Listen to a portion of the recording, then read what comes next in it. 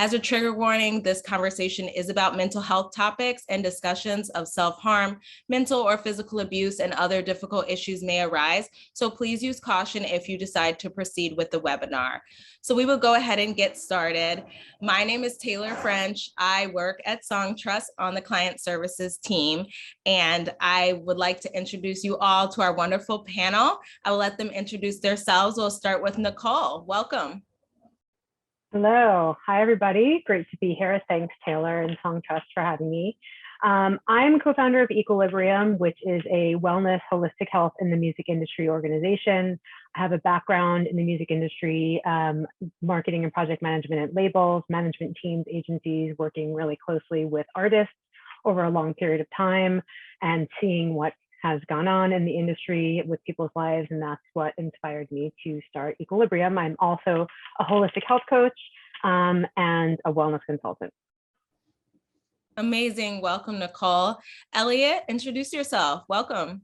Hello. Hi, everyone. My name is Elliot Aronow. Like Nicole, I'm also a veteran of the music business. I worked at The Fader and started a company called Record Label, for anyone that remembers the blog era back in 2010. Shout out to Passion Pit. Anyways, I've done a bunch of stuff, usually in the realm of like writing, creative directing, creative consulting. I have been leading men's groups and specifically supporting artists as a life coach for the past 5 years. And as of now, I own 2 businesses, Coaching with L's, which is life coaching, as well as Studio L's, which is creative consulting. And just really happy to be here with everyone today and look forward to getting to some of the good stuff. We're so happy to have you. And we're also very privileged to have an artist with us today, a fellow creator. AdELA, introduce yourself. Hey, Songtrust family, it's AdELA, and I am an independent singer, songwriter, rapper, and I'm just so honored to be on this panel and just be part of the Songtrust family, so I'm excited.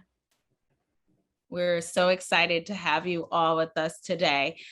So to get started, I want to just pose the question to you all. What does mental health mean to you? You know, we hear that phrase is mental health is being used more now than I think at least in a while, if ever. So like, what does it mean to you individually, and why is it important to talk about? Why are we here? Jump right in. So I think for me personally, mental health is just taking care of this muscle up here. And all of our journeys are so different. And for myself as an artist, I think we're all so tuned in to our feelings. I have lived with anxiety and OCD my whole life. And so it's just about taking care of that and trying to find a healthy balance and understanding that life is like a roller coaster, you know, and I want to kind of level it out. And I have to kind of work on that every day. That's a task for me. Yeah, I think very generally, it's the state of your emotions and your psychological state. And I think that it's normal for people to have emotions. We all have them. We all experience them. And it's an ideal state of mental health differs from person to person and is very much affected by the day-to-day. But I think when we talk about achieving mental health, which is sort of a weird word, we're talking about maybe a balanced state of feeling overall like, you know, things are feeling good to you up here, as you say, AdELA. I like that. I sort of take the approach of for me, it kind of feels like the feeling of alignment versus misalignment. I think that, you know, often like mental health has been kind of blended with this like corporate, productive, like fitter, happier, you know, kind of vibe. And I think a lot of us artist folks are like, well, that's not really my goal. You know, my goal is sometimes just to like get through the day, or to like myself more, or to feel like I'm more in touch with my surroundings. And so without giving like too much of a spiritual bent, although I am a spiritual person, I sort of see it as like an alignment with source that kind of keeps me like focused and honestly just able to deal with things when it's not fun and when life doesn't feel good. So that's my opening salvo. With that, are there any misconceptions, if you will, about mental health that you would like to see debunked? I mean, Elliot talked a little bit about sort of like the corporate face of mental health and how that might be different for creators or creative people. I think one of the biggest things, and I don't know if this is totally true, but that people think mental health is like being happy all the time. And it's not the case. It's not possible. We're not meant to be happy all the time. So I think that if that's something that you have in your brain of like, this is my goal, just maybe try to like put that to the side, and conceptualize a new possibility for what mental health could be for you.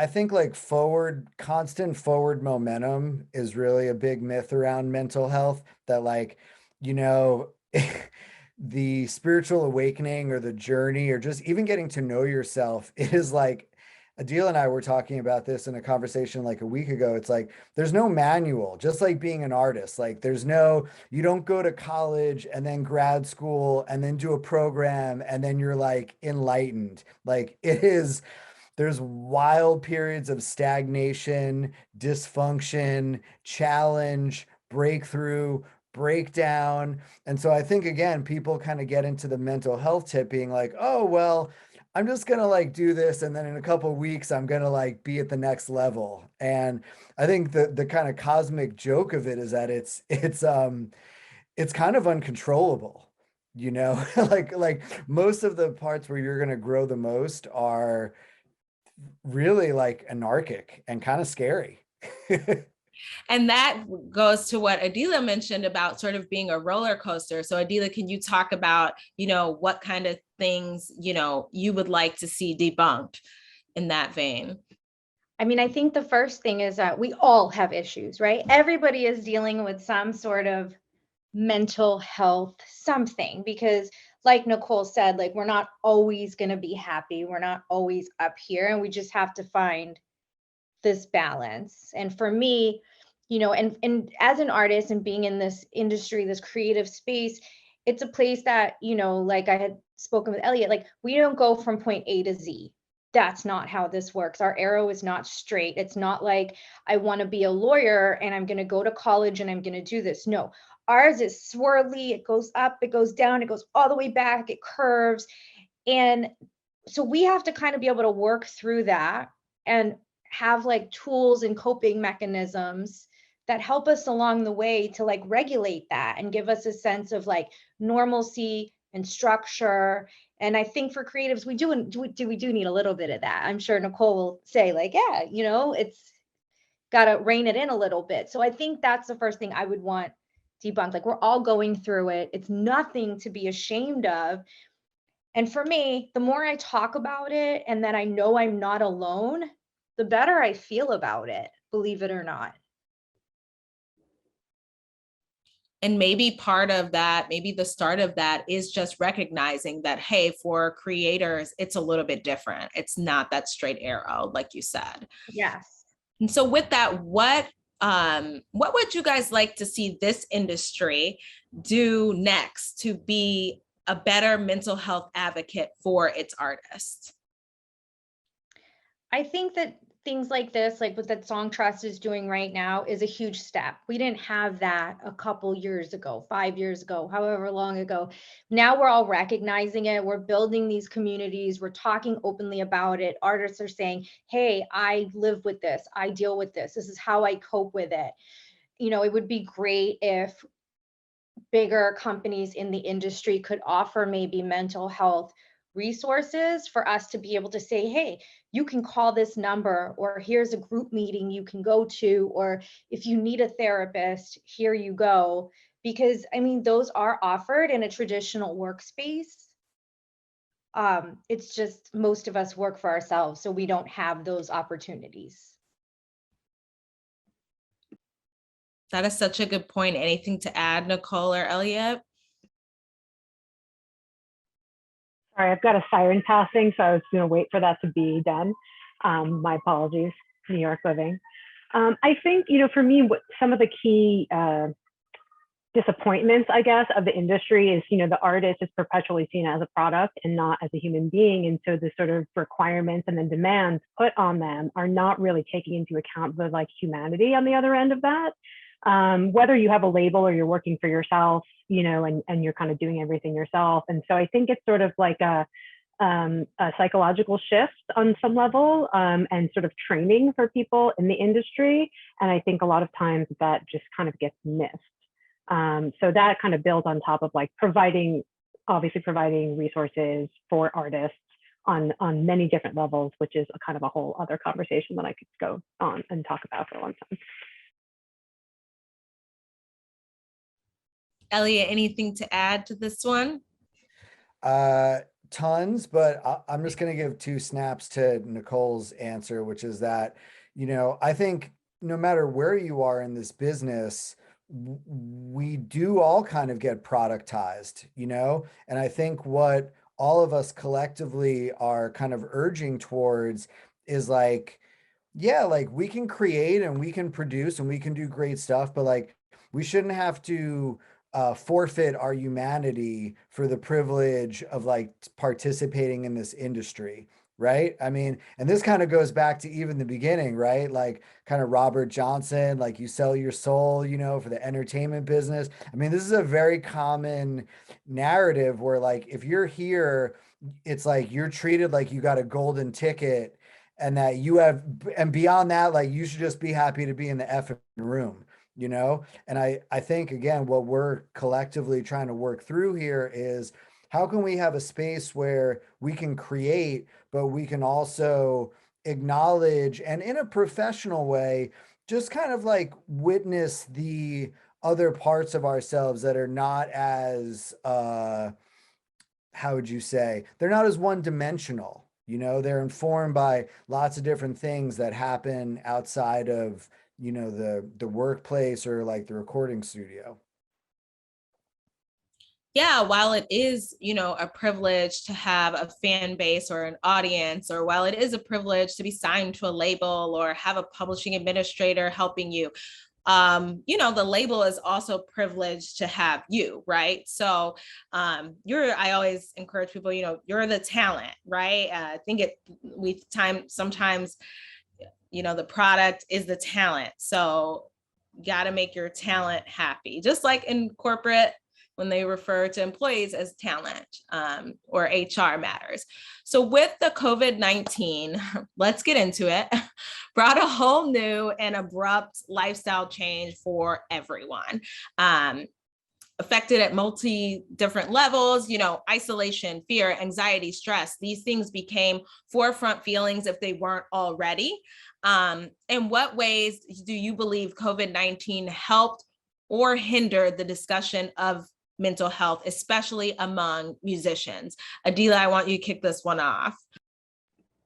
So I think with the pandemic, it really brought forward this whole, hey, creatives are suffering, whether it's for financial reasons, emotional reasons, we are going through it. And it brought it to light, and we were really allowed to say, this is how we feel, because so many of us were affected by not being able to gig or just not being able to go in the studio. And I think by nature, we're all very much so we thrive as a group together, and you take that away from us. And it was just and on top of just there being a giant pandemic out there, and we're seeing lives lost and all of this stuff. On the flip side of the coin, though, I think having that time off allowed a lot of us to be able to try new things, allowed us to be able to get in the studio and create, maybe work outside of our box. I filmed in 2 music videos on my iPhone, because I was so desperate to put content out that I tried it, and I would have never done that before. So I think that, we were just kind of squeezing into the spaces that we fit. during this chaotic time. And that kind of worked both ways. Yeah, Anything so it was to definitely add? a double-edged sword. Yeah, yeah. Anything to add, Nicole or Elliot?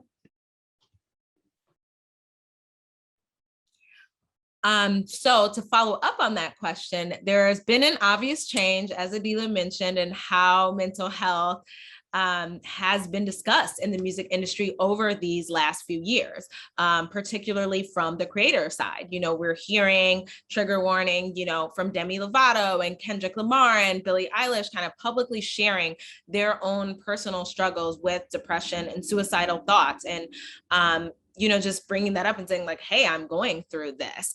Why do you guys think artists are sharing more of their personal mental health experiences now? Is it the availability and demand of technology?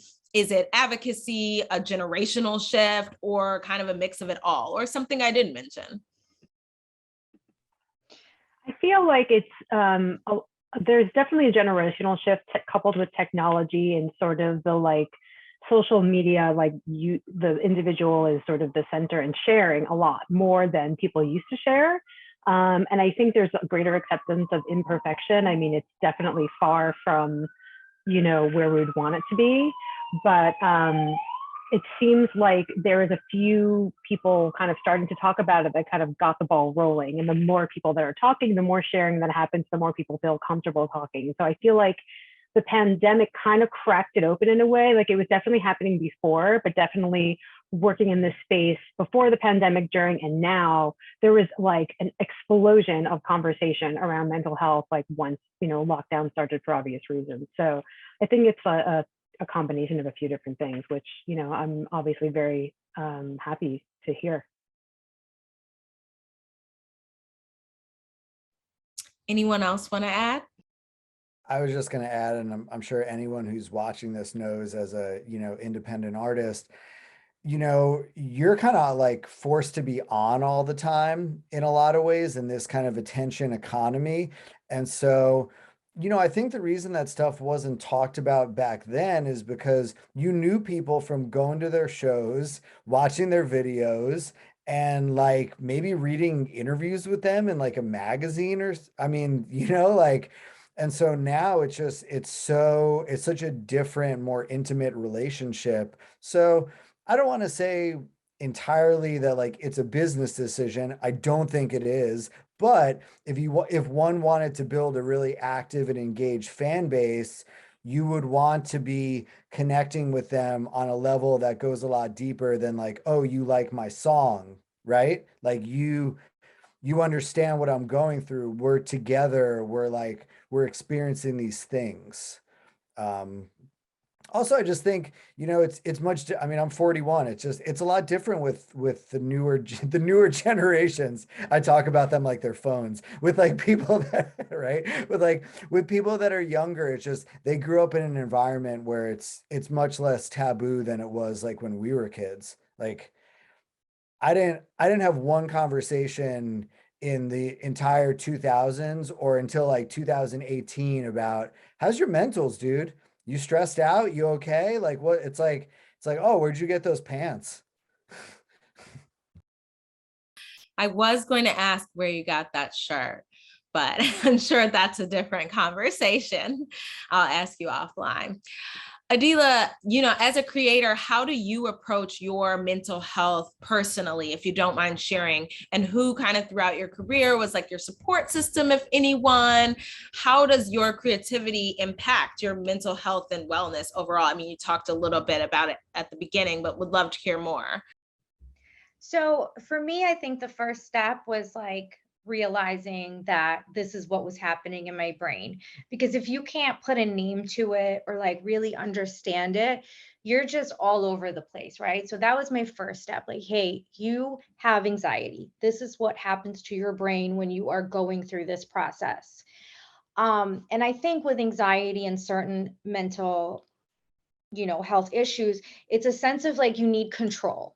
So I need control. So therefore, being in this kind of career where I'm the boss, I'm doing everything, I'm wearing all the hats. How do I have control? A tool that's helped me a lot is I always tell artists, like, make goals, because we can look out there and we see some of the biggest stars on planet Earth. And as an artist, like, yeah, I want 10 billion plays on my song, obviously, right?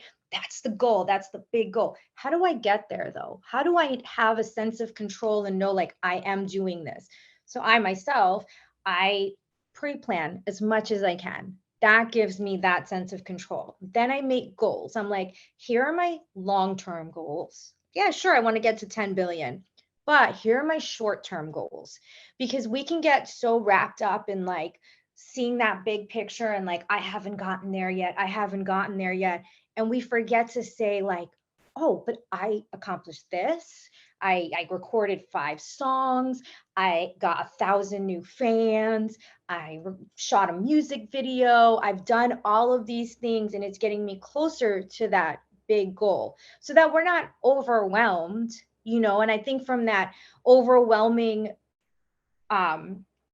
feeling is where the anxiety comes, where the depression comes, like, you know, it stems from that. So I try to kind of like lessen it a little bit, you know, by doing all these little tricks that I do. They've worked for me. So, and having a great support system, you know, I have my friends, I have my family, I have my husband. I mean, I even have like a support group of like other female creators that, you know, we're in a group chat. And if I'm having a bad day, like, hey, I am having the worst day ever, I just need to vent. And like 6 paragraphs later, I feel a little better, you know. But having those people in your life that you can kind of say, like, I'm just going to talk this to death until I feel good about it, that helps. Like, that's therapy in itself.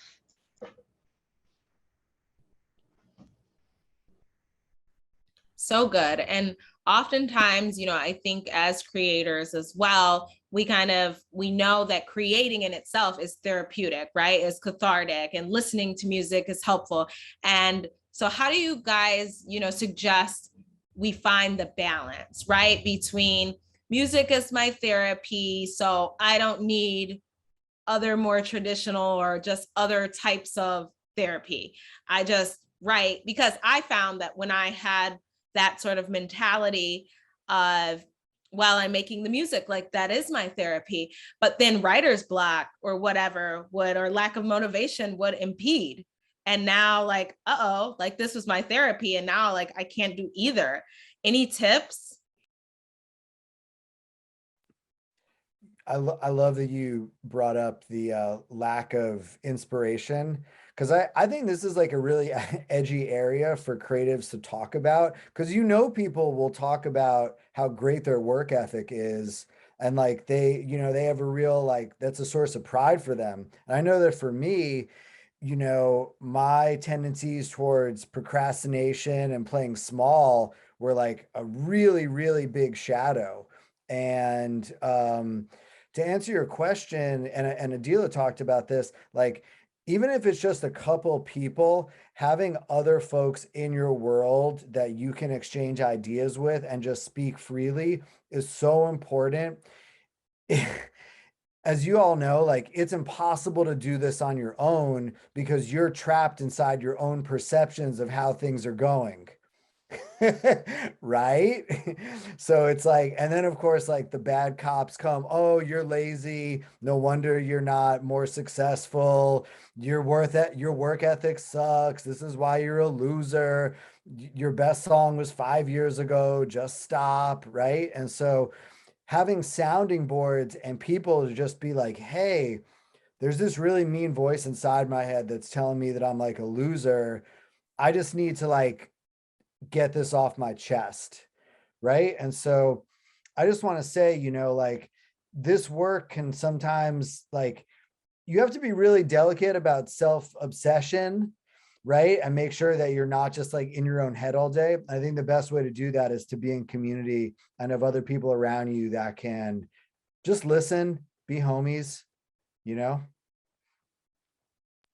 Yeah, and so with that, it's leading us into our lovely slide here, creating your toolbox. So Nicole, let's talk through this. Here's 4 ways we've outlined, ways to work on your mental health and wellness.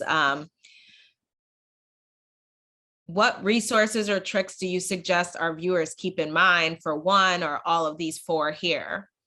Yeah, I think talking about this and also kind of just talking about the question that you just asked, like what happens when creating is your mental health and you have writer's block. I think one of the first things is like creating your toolbox is have a diversity of therapies or resources or things that you can go to. So, your community, or maybe you have a mental health counselor or somebody else, that can kind of help you in a similar way. I think, I love the number 3 and 4, which is communicate your needs and set boundaries. They're very related. I think as an artist, you have your team and maybe you have a label and a manager and maybe you don't, and maybe you have an agent or maybe you don't, but whoever's there for you, maybe it's your partner or your spouse, you have to be aligned with them and you have to communicate with them as sort of what's going on for you. And I think, recognizing that, like AdELA, you said at the beginning, recognizing where you're at, even if you can't name it, recognizing you're having a problem, having the self-awareness, and being able to recognize that, which can sometimes be a problem because if things get too far along and you spiral, you may not be able to recognize it, but that's kind of where the community comes in, right? Because if you're in touch with people, they may be able to help kind of pull you out of it. But having your team, kind of communicating with your team, and once you start to understand yourself a little bit better, you can understand what your needs are. And then once you understand what your needs are, whether it's, I'm very simple, I need to eat at this time and this time, I need to sleep at no later than this time, or, whatever that looks like for you, I need to have X amount of time per day to write. Whatever that looks like, then you can kind of tell your team, hey, you communicate that to your folks, and then, you might get pushback or they might say, no, that doesn't work or whatever. You work it out between you. There's no one right way to set this up, but that includes setting boundaries. You might have to say, and this may not be feasible for every artist, but you might have to say, like, I can't play 2 shows back to back. I can only play a show every other day. How do we make this work for me? Because if I'm exhausted from the night before, I'm not going to be able to perform. My show is going to blow and no one's going to want to book me again. So like looking at the whole picture of how it really will affect, because I think one of the things I've seen is sort of, artists kind of continuing to go along with requests, not setting boundaries, not saying, hey, don't schedule me for an hour worth of interviews all in a row. I can only do half an hour and then I need a break. It will eventually result in, that person no longer being able to fulfill those responsibilities and the people around them no longer being able to have their roles in that person's life and have that person, be a part of their career. So I think that, the boundaries can look like a time-related boundary, can look like, schedule. It can look like, I don't want to talk about X with you. I don't want to talk about X on social media. I don't want to, there are very successful artists that don't put their face out there, and so that's a thing that if you don't feel comfortable with doing that, you can find a way. Like creativity is there. Sorry, it's my buzzer. All kinds of noise is happening today. So I think that, those like the supportive network, the communication and the boundary setting kind of all goes together to kind of really help set you up. And in order to get there, you do have to spend some time being self-aware and reflecting and, to get there. And I'll stop for a second and let someone else speak, but there are tools that can help you do that, like meditation or breath work. And I'm sure Elliot's got a lot to contribute in this realm and AdELA too. But, if it's all new to you and you're like, well, I don't know what I don't know, and I'm not really sure what's going on. There are things that you can try out and see what works for you, so you can kind of get to know what will work for you and not just what the industry says you need to be doing all the time, whether or not it's actually nourishing you and helping you to be a better artist, songwriter, performer. Thank you so much. So good. Elliot, something to add? I mean, Nicole really crushed it. I gotta say, I feel like I'm her +1 today. That was like a beast answer. But I will say that I think with all of this stuff, even, how can I want to just put this really like in the right words. Okay. As artists, we're obviously all very sensitive, right? And so I think what I'm trying to communicate here is that even if you're going through serious things, there are always ways that you can leverage your sensitivity, your creativity, your personal style, your sense of humor, and your abilities to ask yourself, what do I want to create with my life today to help you through some of these rockier waters, right? Obviously, in cases that require therapy or trigger warning, like abuse, addiction, you're going to need some more, professional and intensive support. But for the things that we're kind of floating around that are a little bit more existential, like, am I a good artist? Why don't I want to write my song today? I think that there's a lot of opportunities to tap into your creativity and your sense of humor to like not put so much pressure on yourself to like figure all this shit out. you know, I guess what I'm saying is like it's totally valid and cool and ultimately good for your art to just allow yourself to be a little bit messy from time to time. Yes, artists do make mess, right? AdELA, can you speak to if you've ever in the past used any of these particular tools and how that's worked for you, or kind of how you might plan on incorporating them in the future? So I definitely have, first and foremost, my supportive network. I spoke about that. That's really, really important to me. And, my tools, like I said, I overplan things, which can irritate a lot of people in my circle. But I'm like, it leaves less chance for something possibly going wrong. But I want to go back to, you guys were discussing having writer's block. I write songs every single day. This is what I do. I write and record songs every single day. But there are days where it's just not going to happen. And that's okay. Turn off the studio, put away the notebook, whatever you used to write with, and just let that day happen. It's just not going to happen. You can't force it. We're creatives. I have my days where I say, you know what, today's not the day. I need to like watch TV. I need to hop on the phone with a friend. I'm going to wake up tomorrow and I'm going to start this again. Because I think sometimes as a creative, the more you force it, you end up in this like hamster wheel of like, I need to do this. I can't do this. I need to do this. Why can't I do this? I need to do this. This is not working. Sometimes your brain just needs a break and a reset. Thank you. That is just so helpful to me personally, but hopefully to everyone out there too. So we have some questions from our audience. So we have a question all the way from South Africa. What do you think our role as creatives in our collective mental health in society? What do you think our role is there as a creative? One, I want to shout out South Africa. That's where I was born. So hello. I think that we have to, Elliot touched on it for a second. Here's the deal, guys. Like, if I'm having a bad day, I'm not posting it. You're not going to see a photo of me in my PJs curled up on the couch having a bad day. And I think as independent artists, as creatives, we have to kind of look at that like social media piece and all of that and say like, look, you're seeing our best days. We're up there posting the best of the best of the best of the best. So I think that maybe just understanding that in our community and building that and saying like, hey, and if somebody reaches out to you, try your best, obviously, to be a friend, to be an ear, and just be supportive. But I think that's something that we all have to be careful with, is this like social media kind of trap. Like, I always tell people, you're going to see my best days. You're not going to see the bad days. It's just how it is. It's curated. It's art. It's right. It's okay.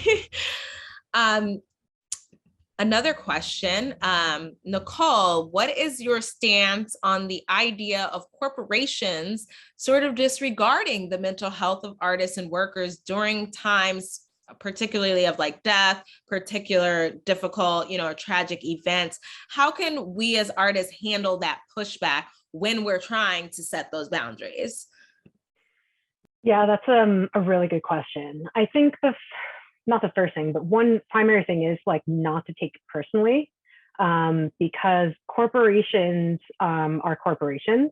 And, I think that if we internalize it and make it mean that we're worth less or our boundaries aren't important, our boundaries are there for us and we're the ones that have to enforce them. It depends on who you're talking to and what the situation is in terms of how to enforce them better. It could mean that there might have to be some, cooperation or not, or you might have to draw a firm line in the sand. If it's like, this isn't working for me, I can't work with you anymore, you kind of have to make that decision for yourself. But I think like stand in the power that you felt to when you created that boundary and remind yourself of what that's there for, and maybe reevaluate it, and maybe that it still is important to you, and then you have to be willing to enforce it. And that's not easy. And it might mean that you take a step in a direction sideways or, somewhere else that you didn't expect.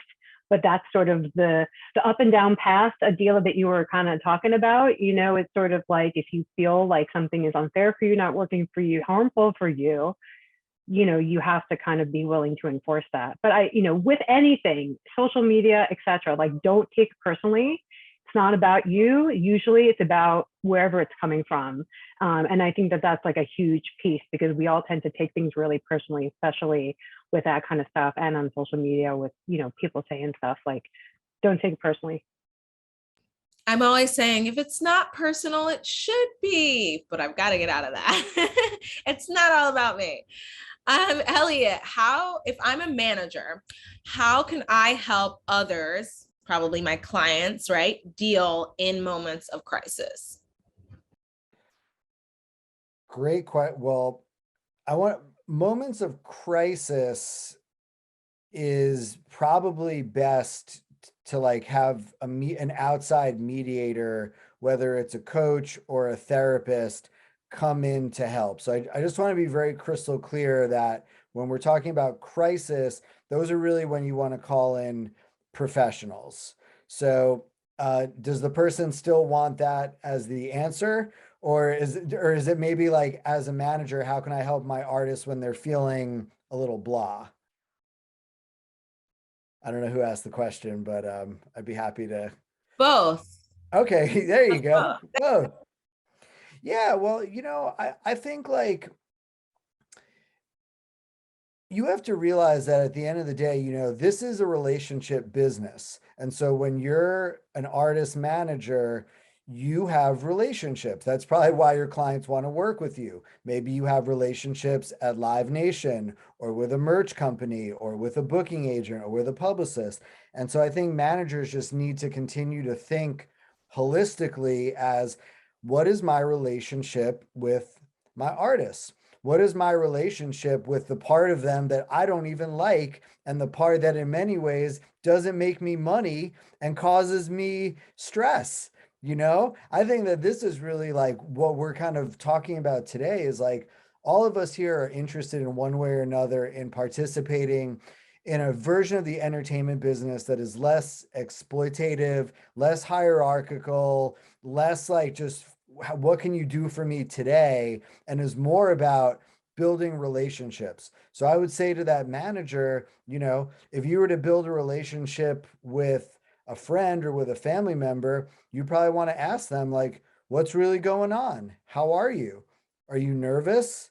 Right? Is there something that like maybe I could help you out, or maybe you can just be a sounding board and let them say, man, I'm really worked up about this deal. And I have anxiety about X, Y, and Z. And, you just have conversations with people. And I think for everyone in the room, it's like, just chill with trying to be impressive. Like, and I know it's funny, right? Because this whole business is built around that. But like, if you can just chill with being impressive and just try to communicate clearly, I think in the long term, it's probably going to do everyone a lot. You'll have a lot more success doing that than trying to be like, Dr. Floss all the time. What's awesome is that if you be yourself, what part of that like awareness we talked about is like yourself is impressive, right? You don't have to try to be impressive. You just have to be yourself. And like, how I, impressive is that? I mean, charisma speaks for itself, right? As every artist knows, it's like when you walk in that room and you have that energy, you don't need to be impressive. You just got to be yourself. Yep. So AdELA, what do you believe there's a level of benefit that anxiety can lend to the creative process? Or is it all how it can negatively impact the process? Or I mean, you touched on this a little bit. Can anxiety be a good thing? Can we channel that or use that in some way? My anxiety is absolutely fabulous for the business side of my music. For instance, like when I get in the studio and I'm creating, there's like no rules. Turn on the music, turn on the mic. But on the flip side, like I have my business in order because I'm so particular about having like all those T's crossed, the I's dotted. So I think it's like kind of like channeling it, and I had mentioned before, like if you have a bad day, but you feel like you still got to work on something, get out of the studio, do something music business related, because those still go hand in hand for success in this industry. So, I guess I kind of hacked it and used my anxiety for good, but sometimes it interrupts the hell out of my life, and I just have to deal with that too. A word that Elliot used too, I really like is leverage, like learning how to leverage different things to Yeah. your advantage based on what you need in that moment. Yeah. We have another question. This person says, I feel I make myself vulnerable with my writing. I always try to write from my emotions and tell honest stories. Sorry, I lost the question. There we go. How do you deal with opening up your personal side to the public and the music industry? I don't think there's a wrong way to do music. It's a creative space. There's no wrong way to do it. So if that's what you want your music to be about and you want to tell your story, there's no process to it other than to do it and drop it and stand behind it. I'll also say, in the sort of subtext of the question makes me want to ask, like, well, what are you afraid of? Because, in just sharing, there's nothing to really deal with. You're opening up and you're sharing. But what are you afraid is going to happen on the other side? Are, the vulnerability, the exposure, the response to it, positive, negative. And that's the thing that you really have to deal with in terms of having support, not taking things personally, being recognizing that you may not get the response that you want, but being okay with that because you wanted to share, not because you felt pressured or that's like the right thing to do. Like you said, AdELA, there's no wrong way to do creativity. So that's the question I would ask you in return. And you brought up social media a little bit and kind of like trolling and things like that, Nicole, before. I want to ask, what are the ways that an artist can maintain their mental health in a world of little to no privacy with the social media and this like culture mentality of instant gratification? Yeah, so I think boundaries are a big part of that, like how often when you look at stuff and read stuff that might be upsetting to you, if you need to have somebody else in the middle between you and your social DMs, to help moderate that for you, whether it's a manager, somebody you pay, or just someone that you trust, if you really feel like, then do that. And again, like you can also protect yourself with what you share. You don't have to share everything, you can really share very selective things that you're less sensitive about, and there's nothing wrong with being sensitive. But if you feel like being sensitive in a public space is going to come back to hurt you and feed your negativity in some way, then maybe it's not the best time for you to do that. And so I think that it's really about finding a system that works for you, where you can interact with your fans in an authentic way, that you feel safe, and creating that safe space for yourself, kind of whatever that looks like. Thank you. And to everyone, what are some healthy coping? We talked about a lot, but if you had to sort of like sum it up and give like one takeaway, like what are some healthy coping mechanisms for managing the uncertainty, the burnout in the music industry that we've been talking about? Ooh, I felt a big surge to speak on this, so I'm just gonna lay it out there. I think that for all, yeah, getting more sleep, definitely. But I think, as a mind state, I think that we all sort of need to wean ourselves off of like the savior mentality that gets driven into your head as an artist or someone in the entertainment business, that like this record company or this deal or this manager is gonna like save your life and like you won't have any problems after you're like I grew up my whole life thinking that if I was a nominally successful artist, I would have no problems and my life would be perfect. And when it happened for me, I had all the same problems and probably more. Right. So it's like, I think that ultimately you kind of got to try and be good with yourself when you're on the come up, when you're getting your flowers, when you're getting pushback. This is all easier said than done, of course, but like, that self-love, that knowledge of self is going to carry you through all the ups and downs, right? No, this business is not here to save your life at all. And nothing that you achieve here is going to make you any happier than loving yourself. So ultimately, you kind of just got to see like, where you want to put your resources, and fortunately they benefit each other. When you cool it with yourself, you're cool, you have more confidence, you're less tied to like what, jerk A&R guy number 3 has to say about your songs. You just, like we said before, right? When you don't have to worry about being impressive, you can just kind of be. And I love what AdELA said, like there's no wrong way to make art, there's no wrong way to be in this business. Even if it's just a hobby for you, like there's no shame. Like that's dope. I wish I could write one amazing song or a song. And some do. I mean, whole careers have been made off one amazing song. So, Nicole, AdELA, anything else you'd like to add? Final thoughts, advice? I just want to say that if you're an artist, rapper, writer, songwriter, you're courageous and you're a badass, because we are choosing not the easy path. We're choosing that 1 in a million, like, let's go. And like Brene Brown says, we choose to be in the arena. Don't listen to people that are not getting their teeth kicked in the arena. So like, go forward, be brave in your choices, be kind to yourself, and form that community.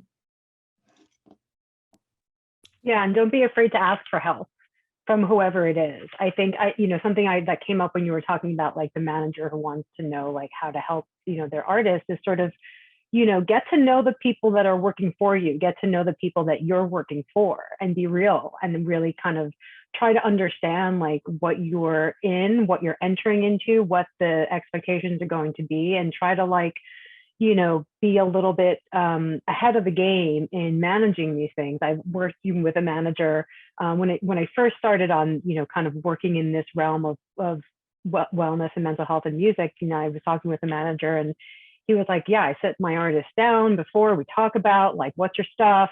This is what's going on tour is going to look like. This is what people are going to ask you in interviews, XYZ, and sort of getting it out there in the open. And I think, AdELA, to your point, like preparation can really help you. You can't anticipate everything.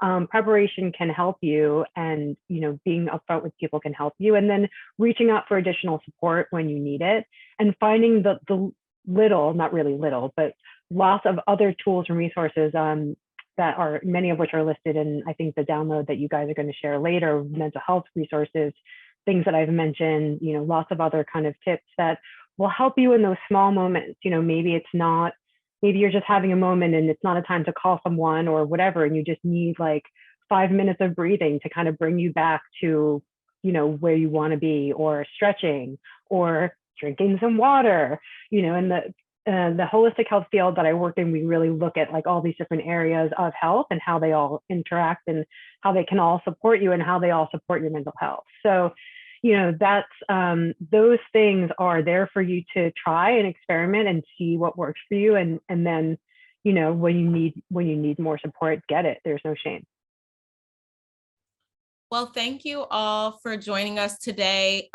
Maybe today joining this panel was a first step for you. Maybe it was maintenance of something you're already doing. And I thank you so much to the guests, Nicole, AdELA, Elliot. You guys have been great. Thank you for coming and being vulnerable yourselves and sharing your gifts with us. I feel like this has been a therapy session for me. So I very much so hope that the other artists on the webinar, you know, feel similarly.